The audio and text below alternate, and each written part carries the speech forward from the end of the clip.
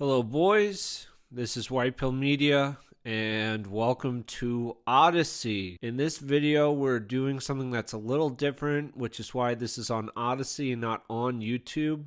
I also just want to have an Odysee channel as a backup, just in case something happens on YouTube. I've gotten away with quite a bit on YouTube that I probably shouldn't have gotten away with, so who knows how long that's going to last. So here's the Odysee channel. And in this video, we're talking about something that's a little different, it's a little extreme, and Odysee felt like the right home for it. I'm talking about two books, Hate Spree and Hate Spree 2. So, in this video, we're going to be talking about culture. This is not quite a troth video, but it is a book review, so it's kind of like a side troth anyway, so I hope you just kind of enjoy what I've prepared for you.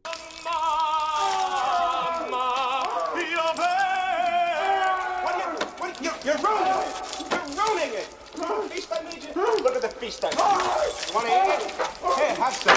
Come on. Sure, you'll get. These are fairly out there. They're written by King Cringe. They are very explicit. They're in your face with violence and humor and just a lot of stuff that like our guys would enjoy. In Hate Spree 1, we got like furries. We got the Federal Reserve, there's trannies, Antifa, BLM, it has it all, the porn industry, Jews, like, what else do you want? It's all here. So I would classify this book as more just lighthearted fun with a lot of action, a lot of violence.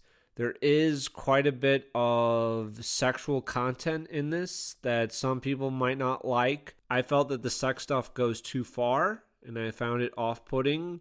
But I also believe that that's the point of the work. That's a part of it.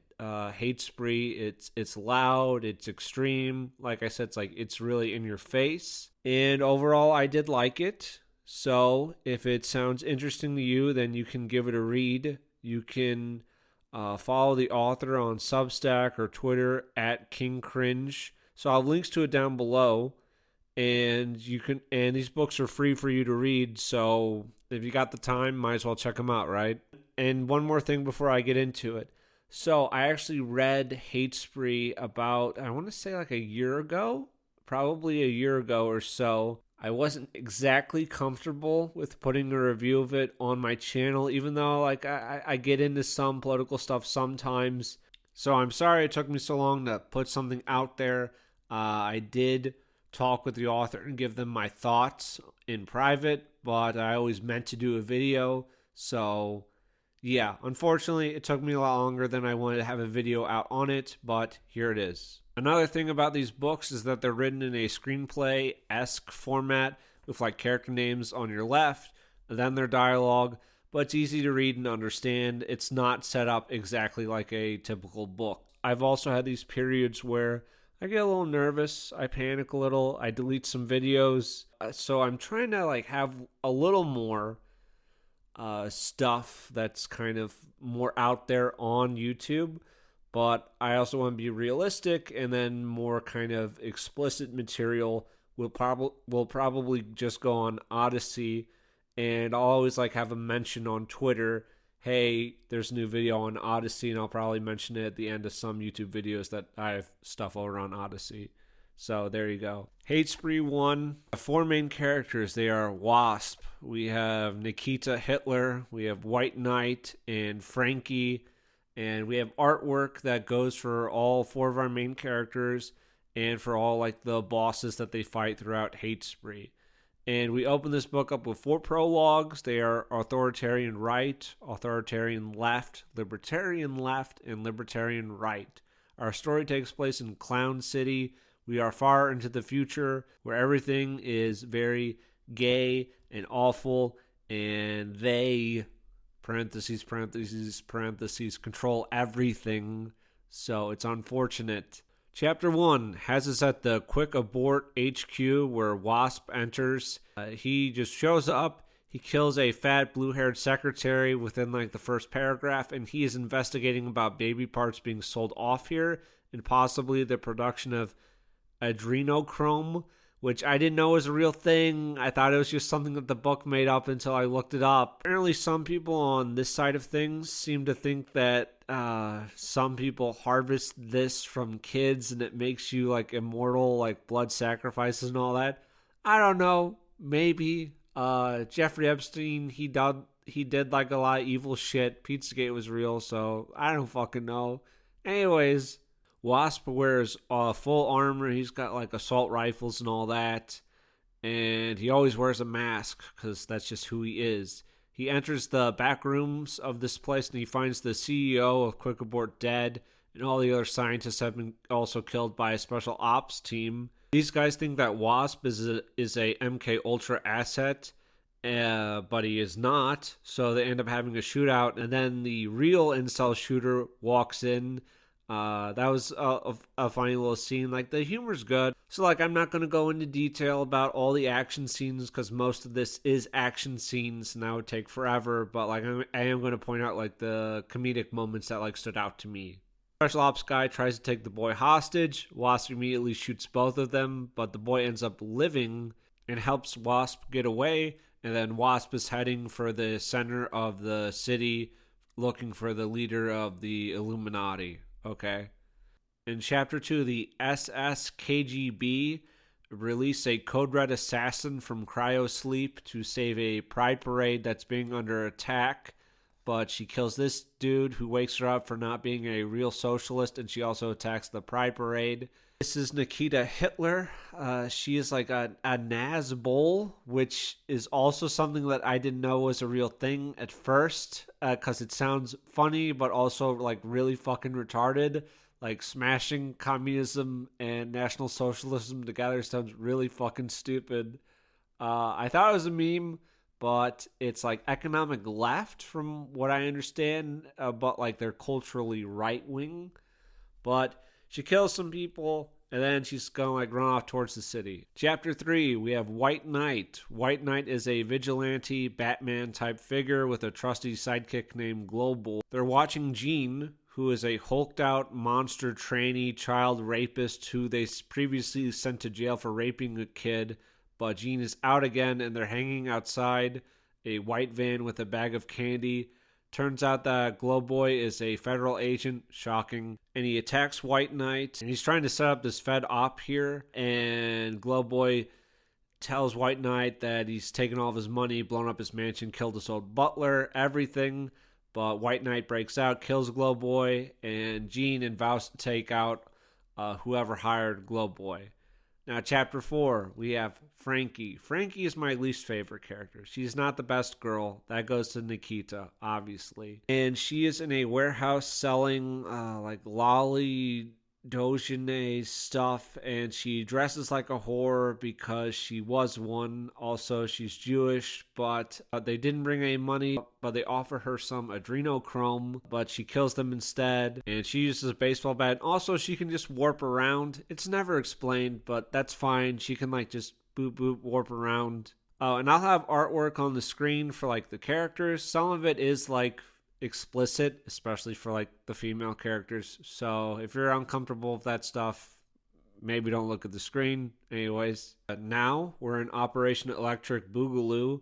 All of our characters meet up on a train as they're heading towards the city. They start arguing between each other about the Holocaust. When they get ambushed, there are some guys that board the train and attack them. There's also a helicopter. They all get knocked out, and then they wake up in jail.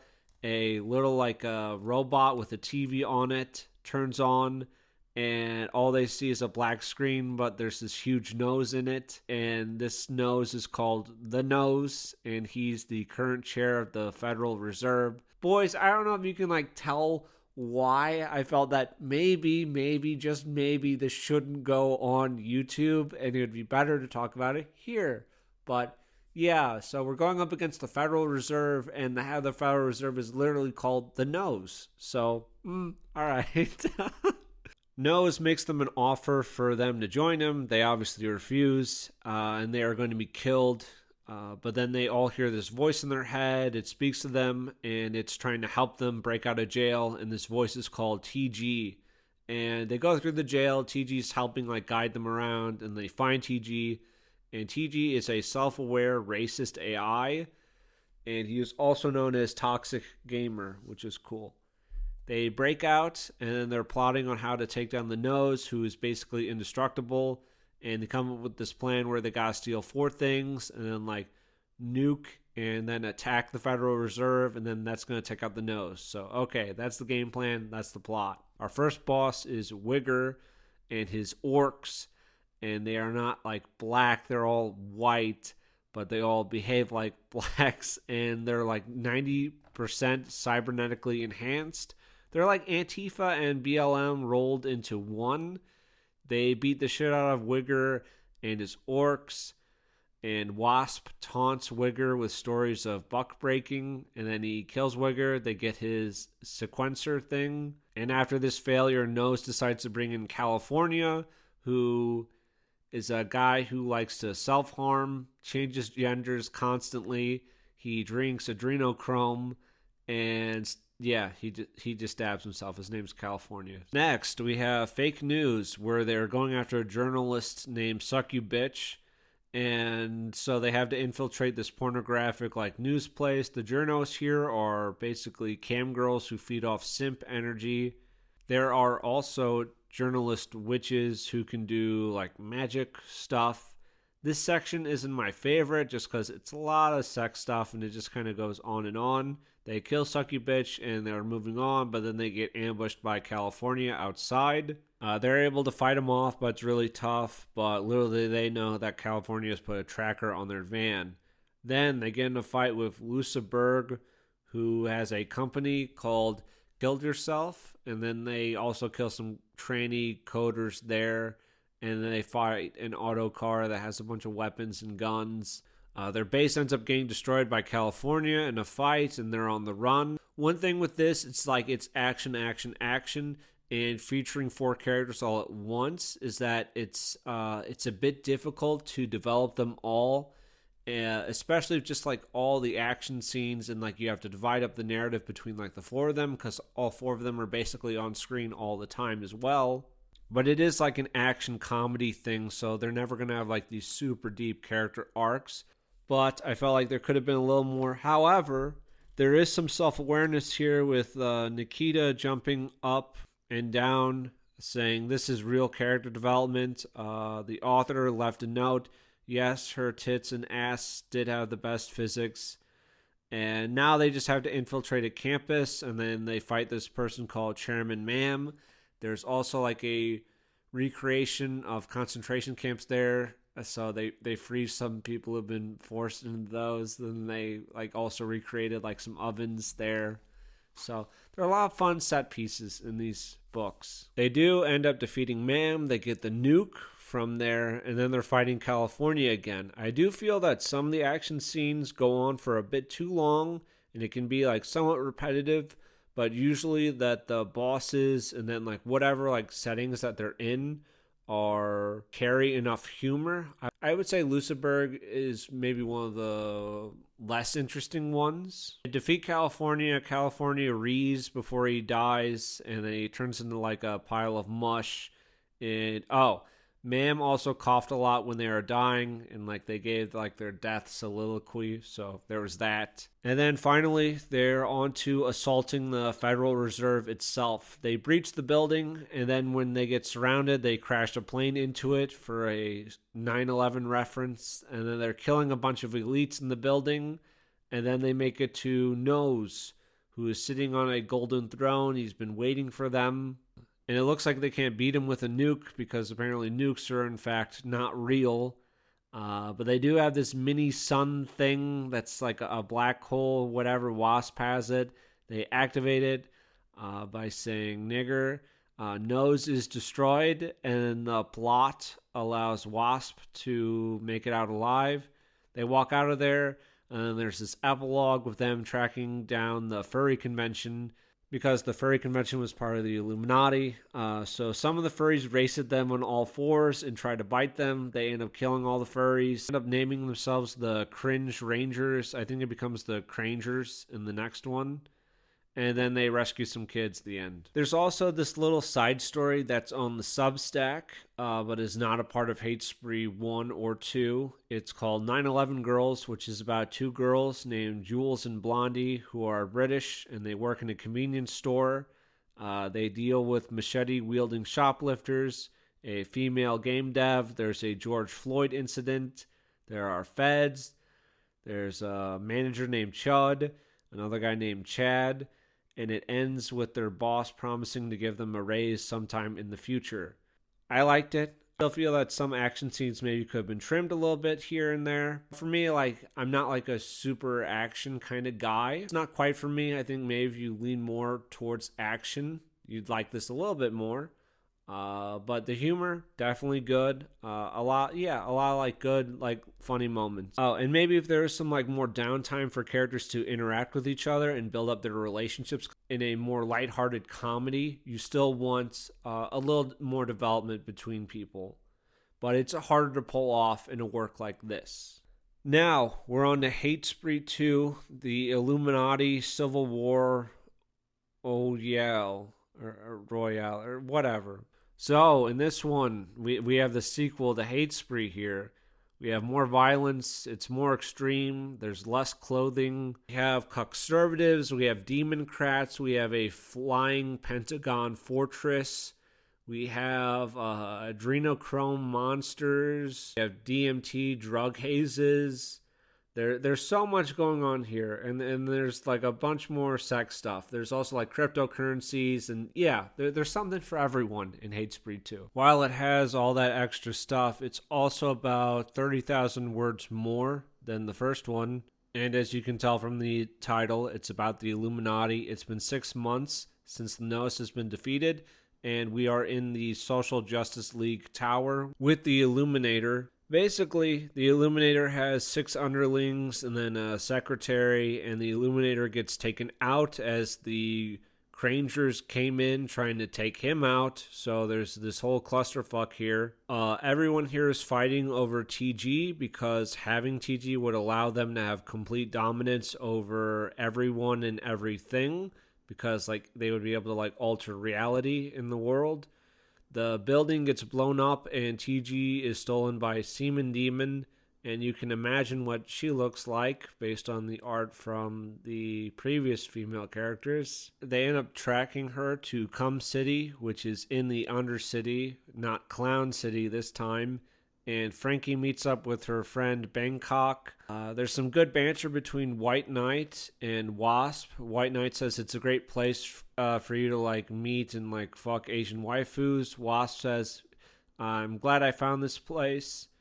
Hopefully we find a gay nigger section for you after this. All of the stuff with Semen Demon is a lot of stuff I did not care for and really didn't like. Deal with Rapewood Studios. There's a lot of like, there's really no way to dance around it. It's just like piss and like semen and all that. But then they end up beating Semen Demon. I really didn't like this section. I think you'll be okay with it or you won't. And I know like the point is to be like really extreme and out there, but I think it was overdone. But as they're about to get TG back, this guy Futures runs in, and Futures deals with like cryptocurrency and like meme coins, and he also has a money gun. So he zips in, he steals TG. Also the secretary for the Illuminator, who is named Diversity, Inclusion, and Equity, is here, and he is kicking a dog to death in an alley. They try to kill him, but they can't, and he says his power is being lucky. So they're chasing Futures around. In this book, it's a lot of high action like the previous one. But there is more downtime for the characters to just kind of like talk and get to know each other more. Again, this huge fight in a casino against Futures. But while they're fighting Futures, conservatives show up and they serve QT, whose name is spelled Q-TIE, and she pilots the Pentagon that flies around. It's like a huge spaceship thing. That's the Pentagon in this. And QT also has a sniper rifle, and whenever she fires her sniper rifle, it makes her whole ass jiggle. So that was a really important detail. So there you go, QT. Oh, And Futures is able to warp reality with TG, and he becomes like a being of pure debt, but the Pentagon ends up blowing him up. However, they don't get TG. They end up fighting the Adreno heads, who are like addicts to adrenochrome, who have become goo monsters, and the Adreno King is their boss. They find Dai again, who is killing another puppy. He just likes to kill puppies and dogs. Dai ends up escaping from them, but they're able to save the dog. A fight with the Adreno King is broken up by the Democrats, who are led by Riggs, who is very gay. King then gets the Cranger's high on DMT. So they end up hallucinating and fighting all these characters from their past, like Doge, Social Justice Sous Chef, Frankie's dad, and Shadowban. And when they beat them all, the four faces of their pasts appear in the sky, except they're wearing do-rags, gold chain, and Doge now has black fur. And the four heads in the sky, they wrap together as they fade away for good.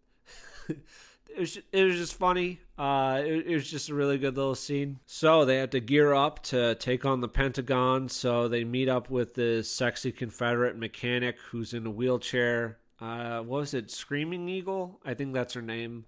So she gets them like rockets on their van, and then they crash into the Pentagon, and they run into female cops who end up just shooting themselves.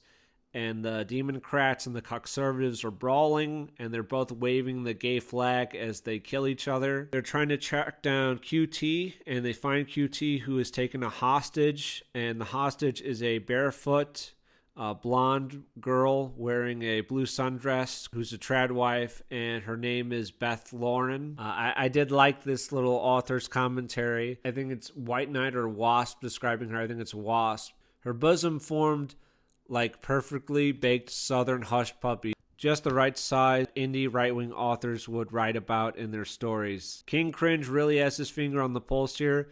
You'd have to read Dual Han to fully get it, but White Pill Media may have fallen right into that stereotype. Not too big, but just right. You know, it was okay that her breasts weren't huge, so whatever.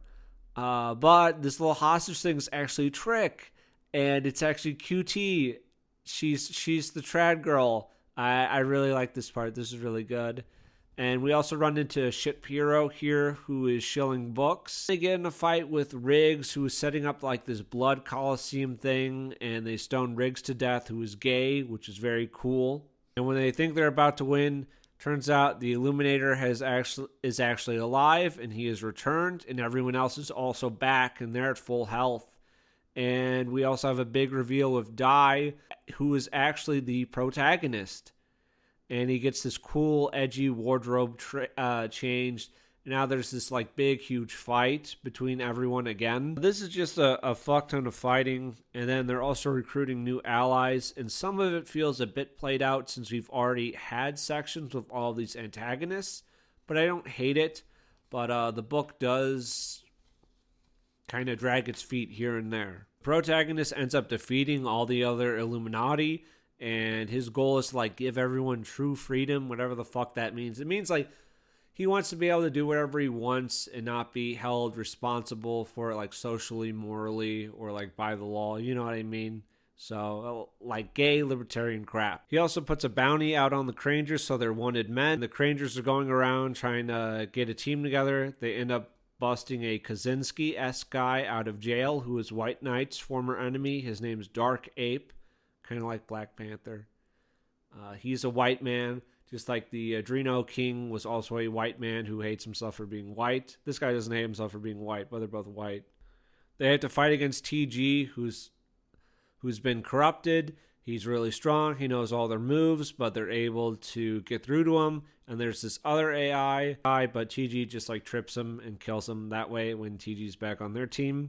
And then they have their big showdown against the protagonist he just wants to do whatever he wants. And then Wasp uses their ace in the hole, which is the puppy that they had saved from the protagonist earlier on. They use a portal thing to grab him, and then the puppy bites off the protagonist's dick. And the protagonist is killed. They win. It's very nice. They decide that they're going to protect the city and rule over it because by not doing it, some other asshole is going to step in, so they kind of have to. And then the epilogue is the wedding of Wasp and Frankie, and I guess Wasp probably couldn't do better. I don't know.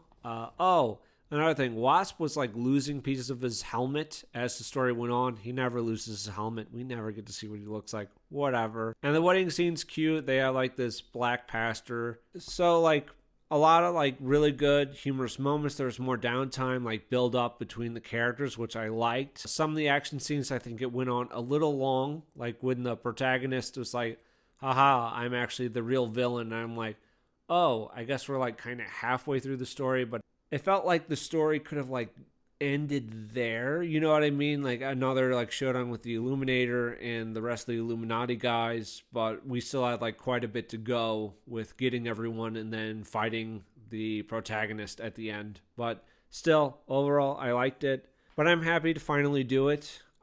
Yeah, if you have some time, I mean, like they're free. You know, if you want just kind of like stuff that's made for our people, that's like really out there, and it's just like fun stuff. I think you'll probably laugh at some of the references or some of like the comedic bits, or you'll enjoy the action scenes.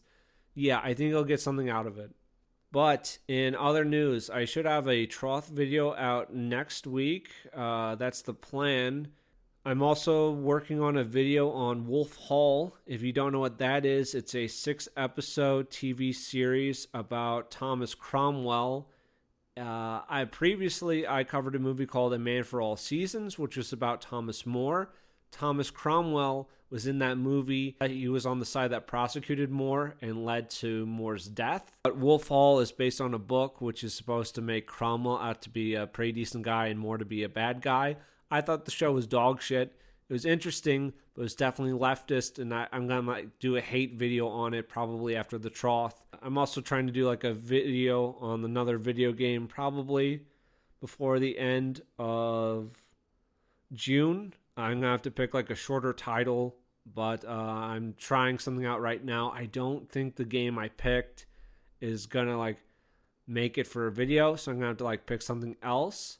But oh well, we'll see how that goes. Anyways, check out Hate Spree, check out Hate Spree 2, follow King Cringe, and that's going to be it for me. White Pill Media out.